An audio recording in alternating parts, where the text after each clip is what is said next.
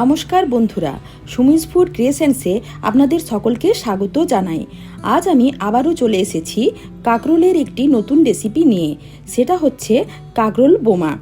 আর এই রেসিপিটি গরম ভাতের সাথে বা এমনি বিকেলবেলার স্ন্যাক্স হিসেবেও খেতে অসাধারণ লাগে। তাহলে চলুন আর বেশি কথা না বলে রেসিপিটি শুরু করে ফেলি। প্রথমে বেশ কিছু কাঁকরোলকে খুব ভালোভাবে ধুয়ে পরিষ্কার করে নিয়েছি। এরপর এই কাঁকরোলগুলোকে আমি জলের মধ্যে লবণ দিয়ে সেদ্ধ করতে বসিয়ে দেব। ঢাকা দিয়ে 3 থেকে 4 মিনিট সেদ্ধ করে নেব।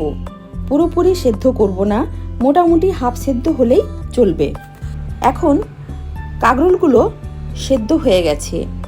এরপর কাঁকরোলগুলোকে কড়াই থেকে তুলে ঠান্ডা করে নেব। এদিকে গ্যাসের উপর একটা কড়াই বসিয়ে দিয়েছি। এর মধ্যে দিয়ে দিলাম বেশ কিছুটা পরিমাণ সরষের তেল। এই সরষের তেলটা গরম হয়ে গেলে এর মধ্যে দিয়ে দেব লাল বাদাম। বাদামটা একটু লাল করে ভেজে নিয়ে তুলে নিচ্ছি। আবারও দিয়ে দিচ্ছি কিছুটা পরিমাণ তেল। এরপর দিচ্ছি ছোট ছোট টুকরো করে কেটে রাখা বোনলেস চিকেনের কিমা।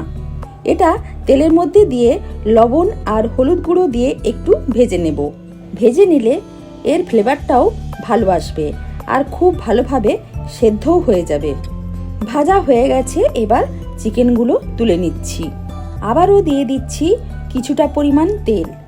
এরপর দিয়ে দিলাম 1 বাটি পেঁয়াজ কুচি। পেঁয়াজটা লাল করে ভেজে নেব। পেঁয়াজটা ভাজা হয়ে গেছে, এবার দিয়ে দেব 1 চামচ আদা বাটা ও 1 চামচ রসুন বাটা। আদা আর রসুনটা খুব ভালোভাবে কষে নিতে হবে, যাতে আদা রসুনের কোনো কাঁচা গন্ধ না ওঠে। এবার দিয়ে দিচ্ছি স্বাদমতো লবণ, হলুদ গুঁড়ো, লঙ্কার গুঁড়ো, জিরে গুঁড়ো আর ধনে গুঁড়ো। এবার সব কিছু ভালোভাবে আবারও কষে নিতে হবে। এরপর দিয়ে দিচ্ছি আগে থেকে সেদ্ধ করে রাখা আলুগুলো খুব ভালোভাবে কষে নিয়ে একটু ম্যাশ করে নেব।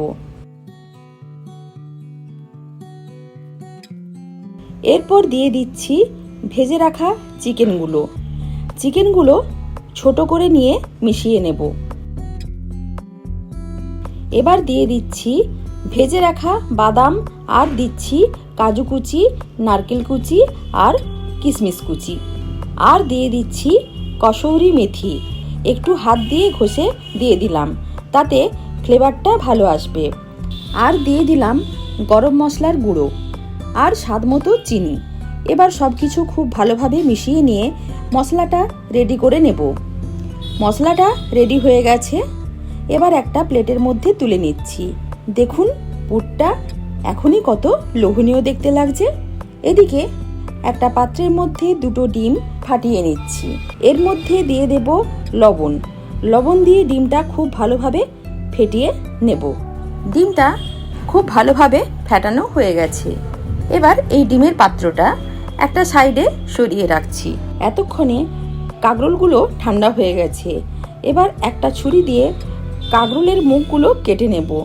এরপর চামচের পেছনটা দিয়ে কাঁকরোলের ভেতরের শাঁস ও বীজগুলোকে কুড়ে কুড়ে বের করে নেব। যতটা বেশি পরিমাণে বের করা যায় ততটাই বের করে নেব, তাহলে এর মধ্যে বেশি বেশি করে পুর ভরা যাবে। এতে করে কাঁকরোলটা খেতে বেশ ভালো লাগবে। দেখুন এভাবে সমস্ত কাঁকরোলগুলো রেডি করে নিয়েছি। আর এই শাঁসটা আমি অন্য রেসিপিতে ব্যবহার করব, ফেলে দেব না। এরপর তৈরি করে রাখা পুরটা কাঁকরোলের ভেতরে ভরে দেব। একটু ঠেসে ঠেসে ভরবো, যাতে কাঁকরোলটা খেতে ভালো লাগে। এভাবে সমস্ত কাঁকরোলগুলো আমি পুর ভরে নেব। সমস্ত কাঁকরোলগুলো পুর ভরা হয়ে গেছে। এবার এই কাঁকরোলগুলো ডিমের গোলায় ডুবিয়ে নিয়ে ব্রেড ক্রাম্বসে কোট করে নেব। এরপর ডিপ ফ্রাই করে নেব। তার জন্য আগে থেকে কড়াইয়ে তেল গরম করতে দিয়ে দিয়েছিলাম। এবার এক এক করে কাঁকরোলগুলো দিয়ে দিলাম। একটু উল্টে পাল্টে ভালো করে ভেজে নেব। ভাজা হয়ে গেছে, এবার এক এক করে কাঁকরোলগুলো তুলে নেব। তৈরি হয়ে গেল কাঁকরোলের বোমা। এই কাঁকরোল বোমা ইভিনিং স্ন্যাক্স হিসেবেও আপনারা কিন্তু খেতে পারেন, আর বাড়িতে গেস্ট আসলে তাদেরকেও বানিয়ে খেতে দিতে পারেন। তাহলে কেমন লাগলো আপনাদের এই কাঁকরোল বোমা রেসিপিটি? যদি ভালো লেগে থাকে তাহলে অবশ্যই লাইক, শেয়ার ও সাবস্ক্রাইব করতে ভুলবেন না। ধন্যবাদ।